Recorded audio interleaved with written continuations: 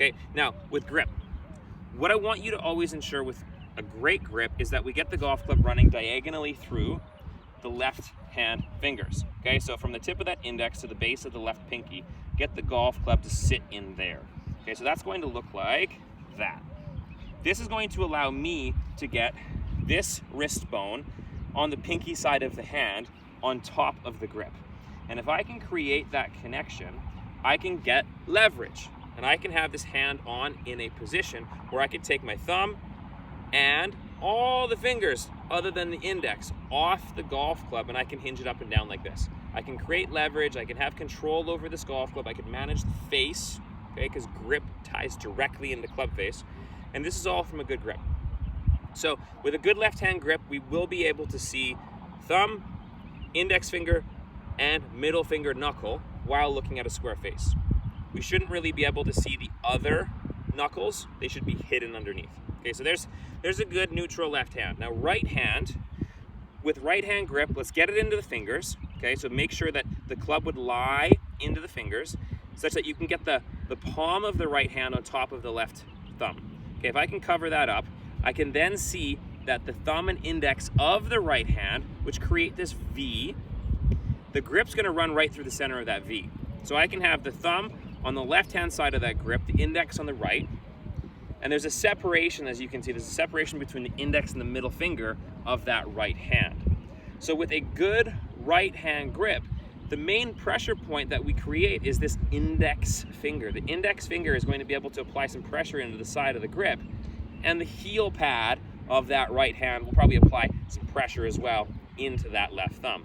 So there's a neutral grip, and getting the grip on neutral, like yours was a little bit more, if I take this logo as the midline of the grip, I'd say your grip was definitely favoring more of this. So your grip was more conducive. I know maybe you might be hitting some shots that go to the right, but your grip's more conducive of shots that would go left because the club face would typically close too fast.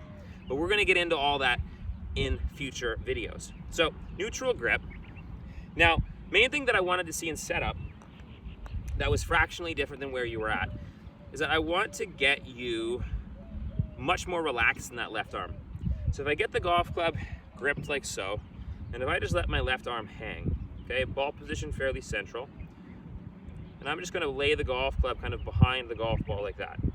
If I then brought my right hand on to support it, what I want you to notice is there's not so much tension in through here. Like what I saw with you is I saw this like really rigid look. The arm came across the body a little bit towards your midline, and then the right hand sat a bit more underneath like so. What I'd love to see is starting to create a little bit more forward press. That means the handle, the grip's ahead of the ball.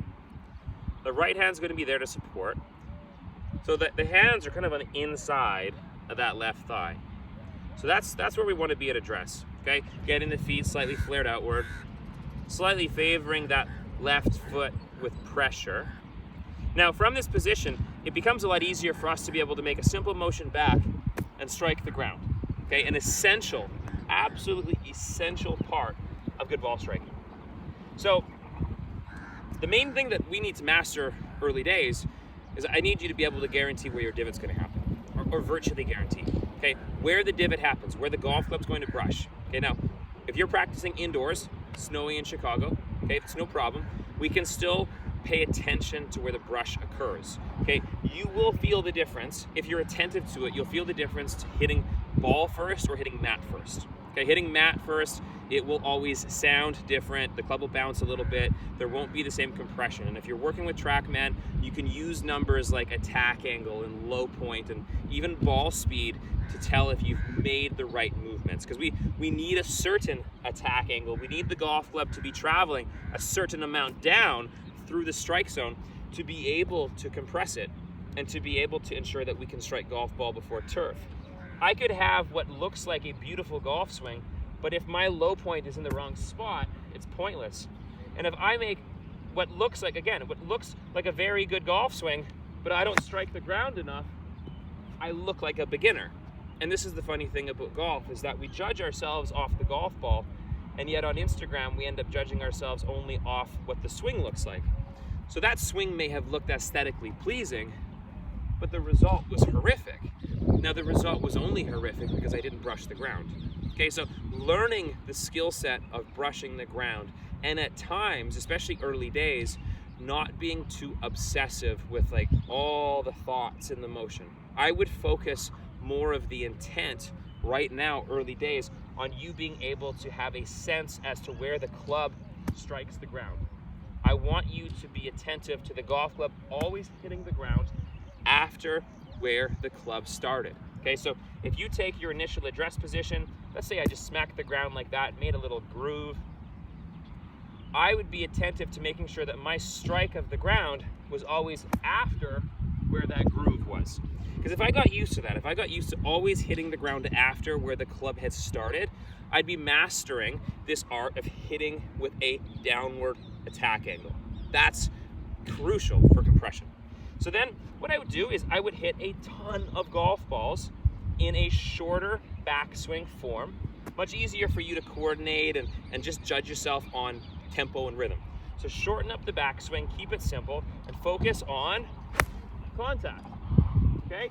What I'm looking for there is a good clean strike. So perhaps what you could do is you could line a few balls up on the mat and just work on basic striking patterns.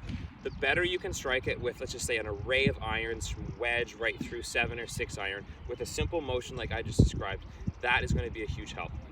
All right, so let's get started off on the right foot, get our grip, get our setup, get our ball striking where they need to be, and then we can take it forward. Chat soon.